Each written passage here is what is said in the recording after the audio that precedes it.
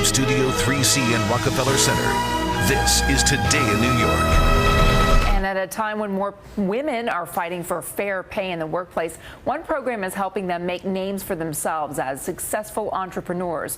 Ernst & Young's Entrepreneurial Winning Women is giving women the tools they need to take their business to the next level. Organizational psychologist Dr. Woodward is here this morning with Raegan Moya-Jones. Now, she's an alumna of the EWW program and the founder of Aiden NNA, which is a baby products line. A lot of moms like this line a lot. It's so great to have you both here this morning. Thank you. When we're looking at the numbers, here we're seeing that something like 46% of privately held companies in this country have women owners, and yet only 2% of those ever make it past that $1 million mark.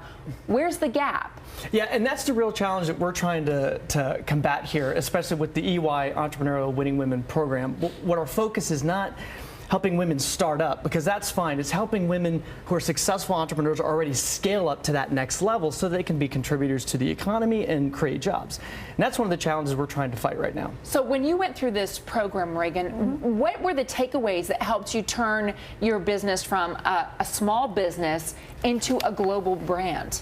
Well, I think the main thing I took away from the program was there's a mantra there that is, you need to learn to work on your business rather than in your business. So as an entrepreneur, it's really tough when you've started everything from scratch and you've done everything for your business from the beginning to actually move away and actually start looking at it from a more strategic standpoint. Is it hard for women entrepreneurs also to delegate activities, to let go? I mean, this is your baby. When you start it from birth, you nurture it, you take care of it, and it must feel somewhat like leaving your children in care of a nanny who's a professional and knows how to do this job, but can you really let go? It's a very good analogy, and it is really tough to let go. But the key is to surround yourself with people who are smarter and more talented than you, which is what I've done at Aiden NNA, and that has absolutely helped the business grow.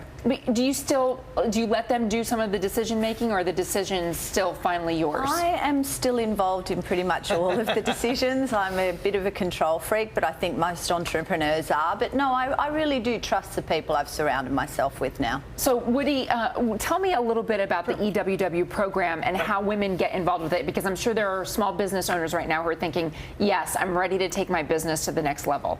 Right. The first thing to remember is it's a competitive nominating process. So we have independent judges around the country that will select this year 12 women from the U.S. and Canada to come in. And what we're doing is providing an executive leadership training.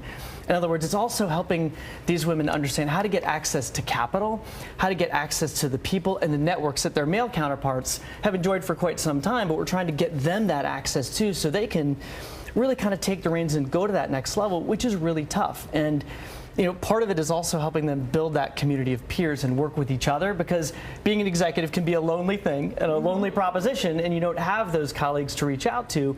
But through this program, these women can find each other who otherwise never would have been in contact in the first place. And how do aspiring entrepreneurs who want to reach the next level of success, how do they separate from the pack then?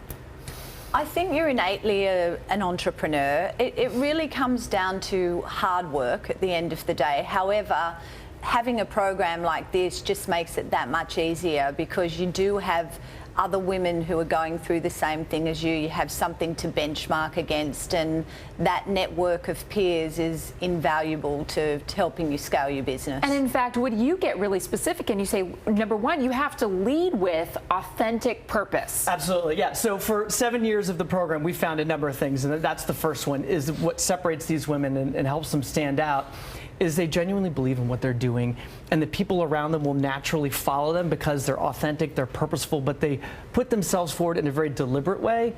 And they honestly own it and believe they own that baby. And how important is networking? Then you can build on the networks that you have with your peers, right? Yeah, one of the things, and we talked about this earlier, that I saw naturally form from this program is these women learn to rely on each other and to create their own networks, to build those networks that their male counterparts have had for a long time. And that, not to sound like the psychologist here, but that community support's important, because you need to know that you can rely on somebody else. You need to empathize and find people who are going through what you're going through to help you make those better decisions, and also to help you feel a little bit at ease to know that the challenges you're dealing with are not just your own. And then it was what we were talking about with Raegan, that your job as CEO changes as your business grows as well, correct?